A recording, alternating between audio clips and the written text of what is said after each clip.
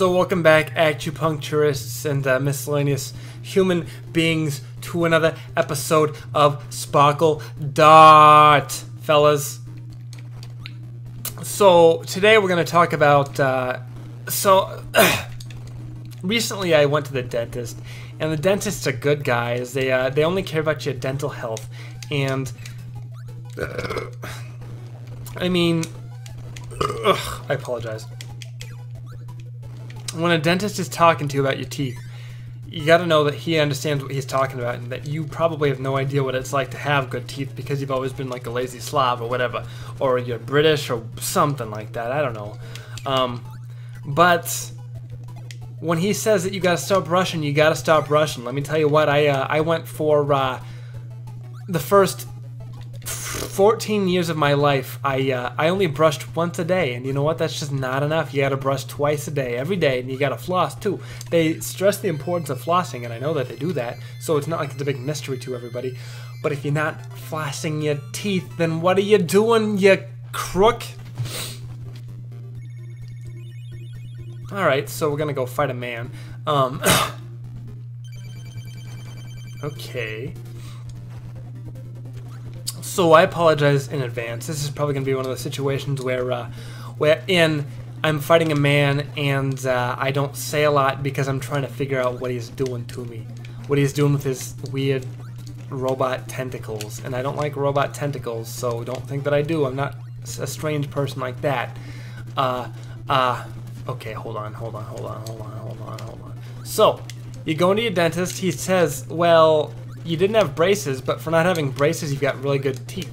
And that almost sounds like a backhanded compliment, if you ask me. Because, to me, what that says is that he thinks that your teeth are bad for somebody who didn't abide by his expertise, I guess you could say.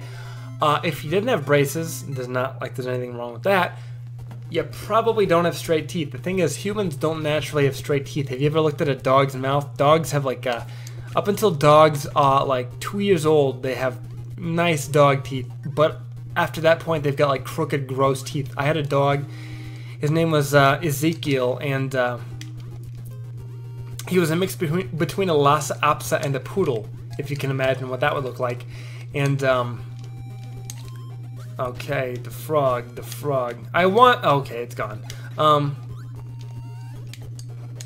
And Ezekiel, his teeth were falling out of his head. You know why? Because he didn't brush, and he didn't have braces, and we tried to give him chicken flavored toothpaste one time on a rubber, okay, so the brush that we had was a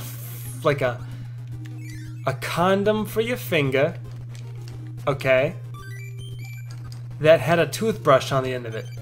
So what you did basically was you put your toothpaste on here, and you basically finger raped your dog's mouth. And I know that rape is a touchy word around the internet, but the thing is, rape is really the only word for what it is. You're sticking part of your body into the part of a body of another animal, another living being that doesn't want you to do that. And if your dog does want you to brush his teeth, then I guess you're not a rapist. But if you do brush your dog's teeth, then you're a rapist. I'm sorry, that's just the way that it is. Not every rapist needs... Okay, I'm not going to say that.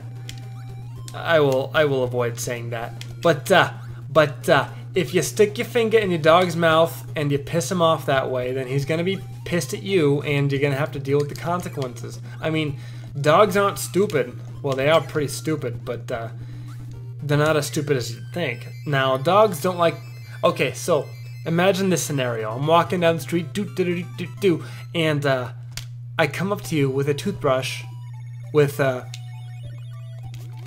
Colgate flavor gel on there, and I stick it in your mouth. What are you gonna do? You're not gonna do anything. First of all, you're gonna be taken aback. You're gonna be like, okay, who is this strange Italian man sticking fingers in my mouth with toothpaste on them? And that's not even the worst part of it, is that he thinks that it's normal. Like, he is doing this like he's done this a million times before, and he probably has, and it all makes sense now to me because there's something I've been reading about in the newspaper called the serial brusher. Now, I never read the articles, so I assumed it meant something about like he was brushing the the streets clean of ethnicity or something like that. I don't really know, and I don't profess to know because I'm not like I'm not super into politics or whatever, or crime or modern events or something. I don't know. It's all different to me. But if there's a man going around sticking his finger into people's mouths, brushing their teeth, I guess I'd like to know about that. I never did learn about that in school. They didn't teach me that somebody would one day stick their toothbrush in my mouth and like clean my teeth for me.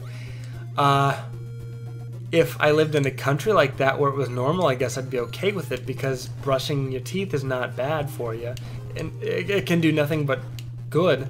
In fact, if you're brushing your teeth with a non-fluoride toothpaste and getting hit by a rolling ball man. Okay, I gotta concentrate here. Okay, this is horrible. Okay. Okay, we're done. Okay, thank you. No. Oh, fuck. You know what? I spend so much time talking about fluoride in toothpaste that I get sent into the bottomless tree pit. And the tree pit is not somewhere that I've always wanted to go. You know, I went to a place called the Amazon rainforest twice in my life. The Amazon rainforest is a place where, you know, they pretend that you're in a rainforest, but they still serve you like human food. It's pretty cool, actually. You should go to it. There's one location in Galveston, Texas, and there's another location at the Mall of America in St. Paul, or was it Minneapolis? I don't really remember because of the two cities. They're called the Twin Cities for a reason. They're called the Twin Cities for a reason. And that's because they basically blend into one another. And if they blend into one another the same way that I would think that they would, then there should be no way to tell the two cities apart, right? So I just do what feels good, really. And Omaha is kind of the same way. Omaha is basically a sister city with Council Bluffs. Omaha, of course, being the great city where they got that zoo. And let me tell you what, the Henry Dorley Zoo is a great zoo. Don't let anybody tell you any differently. The Blank Park Zoo is pretty good as well, and so is the Fort Worth Zoo and the St. Los Angeles Zoo. The Los Angeles Zoo. The St. Angeles Zoo. The Dublin Glasgow Zoo. They're all good. If they got giraffes there, then they're a good zoo. And that's just the way that it is. Now, I don't want to sound pretentious when I say this, but I'm a big fan of giraffes, especially the reticulated kind.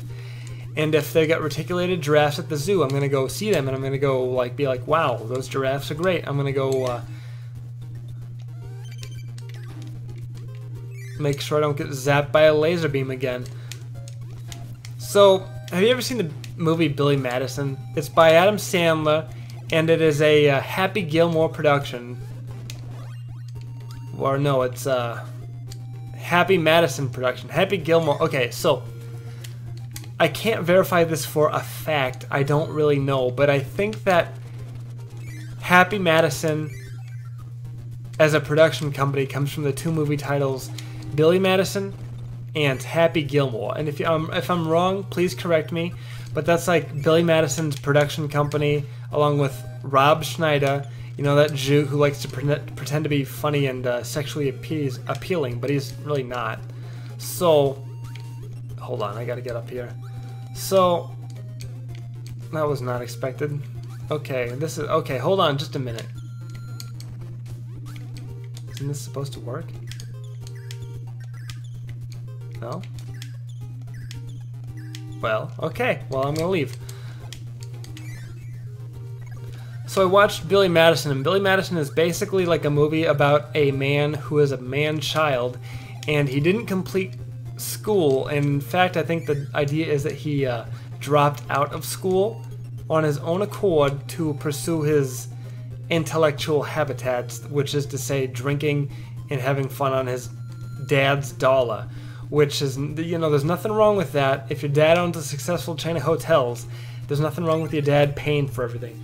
But if you can't grow up and do that stuff by yourself with your own money, then what's the point of living? Because your dad's going to die one day, and when he dies, there's not going to be any more money for you, you know?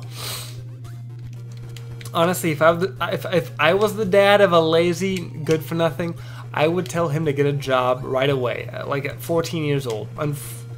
Unfortunately, I'm sorry. Fortunately, my son, Lars, his name is Lars, just like the movie that I was describing. It was so weird for me to hear that, because I'm pretty sure that movie's going to be true for me someday.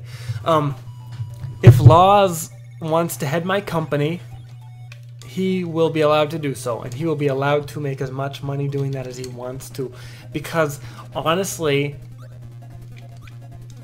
owning and maintaining a warehouse is a lot more work than you'd think it would be. And even though I own the warehouse, I'm still a warehouse worker. And the thing is, I pay my employees, okay, I pay my employees the same as what I make. And I own the goddamn thing. Now, I will say that I do pocket some of the money that comes up as profits at the end of the quarter, every quarter. There's 4 quarters in a year.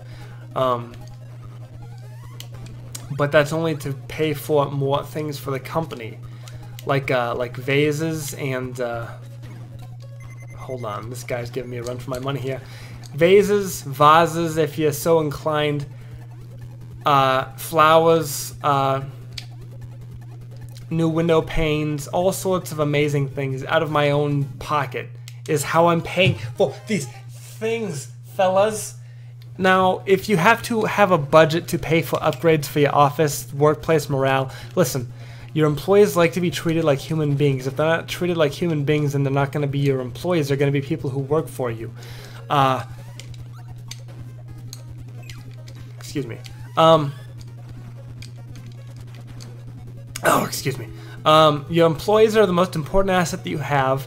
It doesn't matter how many hundreds of thousands of dollars a month that you make. If you're not satisfying your employees, then they're going to leave you and they're going to find somewhere else to work, and they will do that. I've seen it happen.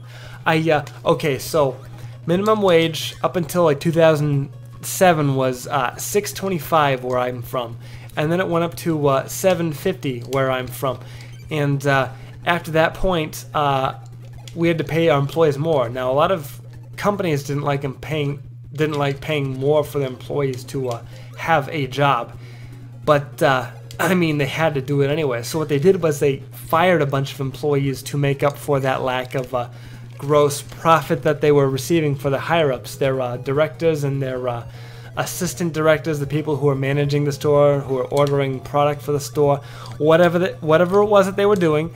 They would drop everything, get the accountants out, break them out, and make sure that they had enough money left over for themselves for the end of the year so that they could buy a yacht. And a yacht is the most frivolous thing that a person can buy. The most frivolous thing that a person can buy.